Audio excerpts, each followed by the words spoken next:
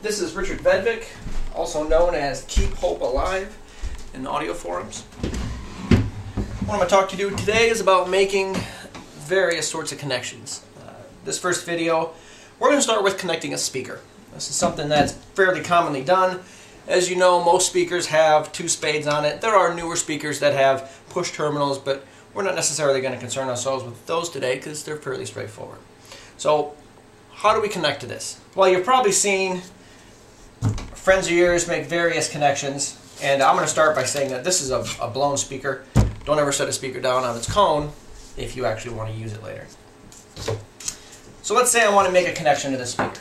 Well, you've probably seen friends that want to just wrap wire around a terminal and call it a day. But I'll tell you right now that connections made to speakers are a major problem when people have issues with amplifier shorts or things not working. It's usually the quality of their connections. For all wire stripping that I do, I use an automatic wire stripper. The one by Radio Shack is my overall favorite. First one lasts me about 10 years. Simply place the wires however long you want, give it a squeeze, and you've just stripped your wire. Now when we make connections at these terminals, there's few various things that we can use. I recommend in all cases that you use an insulated terminal. And by insulated terminals, I'm referring to a terminal that actually has some blue plastic essentially surrounding the terminal. So in that way you can't actually touch any metal at any point. Just simply crimp this onto your wire and you're done. But let's say that you don't have one of these or you don't want to spend more money for them. So you start off with the wire that you stripped. Now after you strip your wire, I'll take my fingers and I'll give it a twist. While this does put some of my finger oils on it, which does, degrade the connection over time, we do it because we're more concerned right now about having errant wire strands. Now I stripped a little bit more than I need, and that's because I have this general habit myself of actually folding it back on itself. So what I end up with is wire that's twice as thick. What's really important anytime you make a connection is that you fill that cavity. You want all of the wire possible to touch all of the sides. If the connector's too big, you're going to have a lot of air in there. That's not going to be very good for you. Now there's various ways you can make a crimp. My preferred method is, of course, with ratcheting strippers. Ratcheting crimpers are going to be the way you want to go if you can afford to spend 20 bucks. If this is something you do a lot, I certainly recommend you use them. All I got to do is put it in here, squeeze it, and I'm good to go.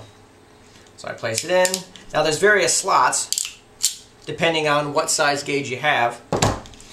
But now it's in, I have a nice neat crimp. This thing isn't going anywhere. But let's say you didn't have that one, that you actually have the wire stripper, because you listened to me and you bought the one that I told you to get.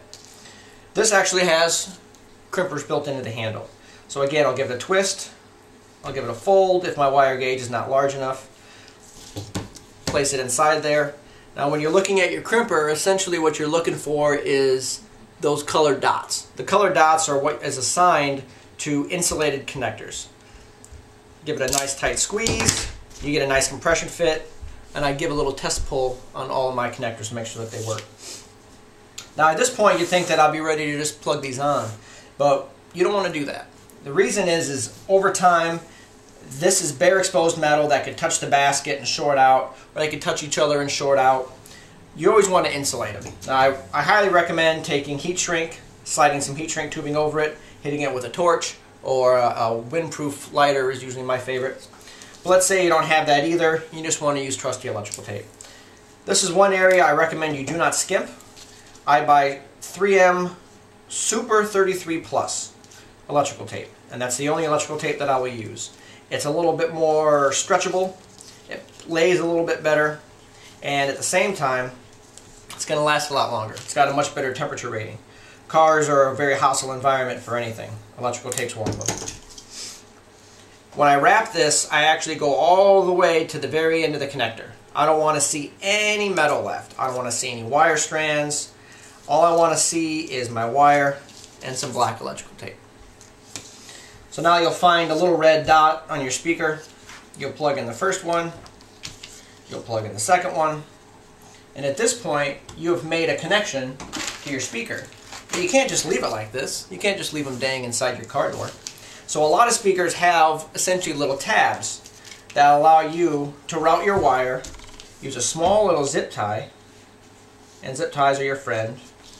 come through this small little piece, and apparently this zip tie is actually a little larger than my application. So you'll take your zip tie through your little tab, secure it on there, and what you'll end up with is strain relief. Strain relief is vital. Let's say you don't have that. What I've done also in the past is you can actually take a piece of electrical tape and wrap all the way around here to give some strain relief for that wire. You don't want these things dangling or getting pulled on. That's how you're going to get shorts in your amplifier circuit and how essentially you're going to have problems. So there you go. That is making a connection to a speaker in a way that you're not going to have any problems in the future.